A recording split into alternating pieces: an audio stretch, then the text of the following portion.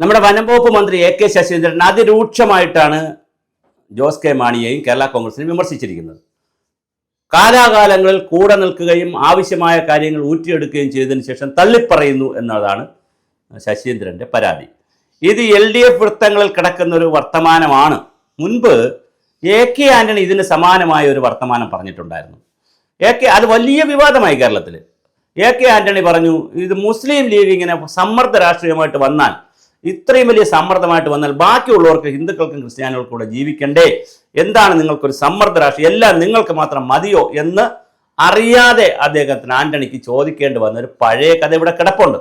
ആ സമയം അതുപോലെ A.K. ശശീന്ദ്രൻ പറയുകയാണ്, ജോസ് കെ മാണിയുടെ പാർട്ടി കേരള കോൺഗ്രസ് കാലാകാലങ്ങളിൽ LDFലും UDFലും ഒക്കെ നിൽക്കുകയും മാറി മാറി നിൽക്കുകയും പരമാവധി കാര്യങ്ങൾ എടുത്തുകൊണ്ട് പോവുകയും ഒരു രാഷ്ട്രീയ തത്വശാസ്ത്രമില്ലാതെ, രാഷ്ട്രീയ നിലപാടില്ലാത്തൊരു പാർട്ടിയാണ് എന്ന ആക്ഷേപമാണ് ശശീന്ദ്രൻ മുന്നോട്ട് വയ്ക്കുന്നത്.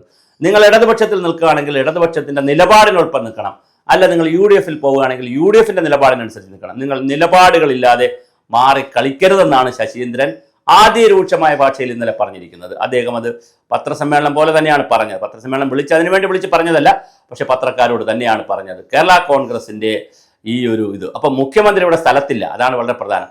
മുഖ്യമന്ത്രി സ്ഥലത്തില്ലാത്തപ്പോൾ എന്തൊക്കെയാണ് നടക്കുന്നത്?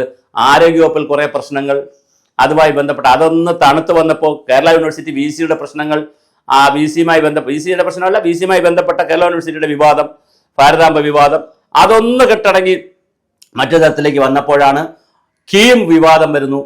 അതും കെട്ടടങ്ങി വരുമ്പോഴാണ് നമ്മുടെ A.K. ശശീന്ദ്രൻ പൊട്ടിച്ചുകൊണ്ട് വരുന്നത്. അപ്പോൾ മുഖ്യമന്ത്രി വിദേശത്ത് നിന്ന് വരുന്നതിനിടയ്ക്ക് ഇവർ കല്ലിലടിച്ച പൂക്കൽ പോലെ പരസ്പരം തർക്കിക്കുകയാണ്, മന്ത്രിമാർ തമ്മിൽ ബഹളമുണ്ടാക്കുകയാണ്.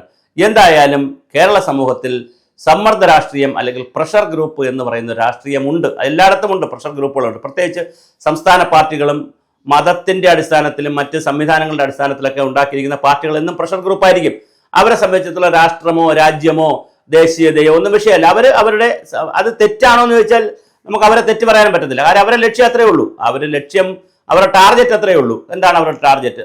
നമ്മളുമായി ബന്ധപ്പെട്ട് നിൽക്കുന്ന നമ്മുടെ സമുദായത്തിന്, അല്ലെ നമ്മളുമായി ബന്ധപ്പെട്ട് നിൽക്കുന്ന വിഭാഗങ്ങൾക്ക്, അത് കർഷകരാകട്ടെ, വിദ്യാർത്ഥികളാകട്ടെ, വനിതകളാകട്ടെ, നമ്മളുമായി ബന്ധപ്പെട്ട് നിൽക്കുന്ന ആളുകൾക്ക് പരമാവധി ഭരണകൂടത്തിൽ നിന്ന് കാര്യങ്ങൾ വാങ്ങിച്ചു കൊടുക്കുക. സിമ്പിളാണ്, സിമ്പിൾ രാഷ്ട്രീയമാണ്. അതിനകത്ത് ആദർശമോ നിലപാട് തറയോ ഒന്നുമില്ല, വളരെ സിമ്പിളായ ഒരു രാഷ്ട്രീയമാണത്.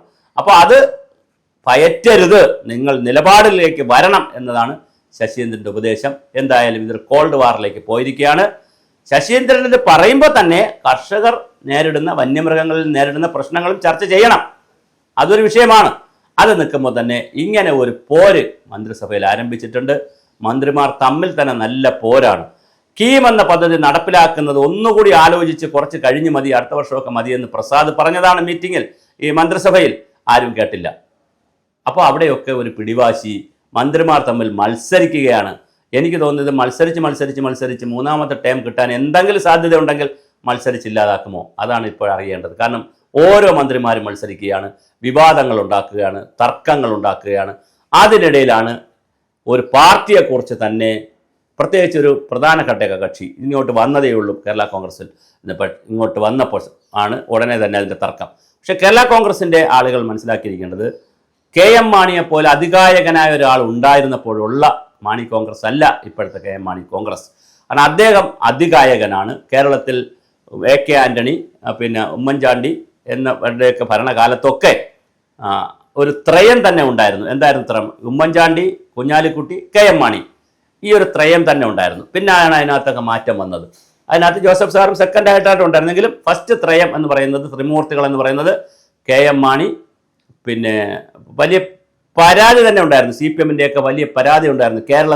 ഇവർ 3 പേരോടുകൂടിയാണ് കേരളത്തിൽ തീരുമാനിക്കുന്നത്. ഉമ്മൻചാണ്ടിയും OCയും കുഞ്ഞാലിക്കുട്ടിയും പിന്നെ KM മാണിയും 3 പേരും കൂടി കേരളത്തിൽ ഭരണം തീരുമാനിക്കുന്നു എന്നുള്ള വലിയ ആക്ഷേപം ഉണ്ടായിരുന്നു. പക്ഷെ അത്ര അധികായകനായ KM മാണി സാർ ഇന്നിപ്പോൾ ഇല്ല. അതുകൊണ്ട് തന്നെ ഇവരുടെ വിലപേശൽ ശക്തിയും കുറച്ച് കുറയും.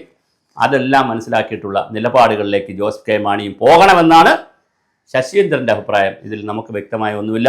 ഈ കാര്യം ഒന്ന് അനലൈസ് ചെയ്യുന്നു എന്നുള്ളത് മാത്രമേ ഉള്ളൂ. എന്തായാലും ശശീന്ദ്രൻ വേഴ്സസ് ജോസ് കെ മാണി അല്ലെങ്കിൽ കേരള കോൺഗ്രസ് എന്നുള്ള തർക്കത്തിലേക്ക് കാര്യങ്ങൾ പൊതു പ്ലാറ്റ്ഫോറത്തിലേക്ക് വന്നതുകൊണ്ടാണ് ഈ വിഷയം നമുക്ക് ചർച്ച ചെയ്യേണ്ടി വരുന്നത്.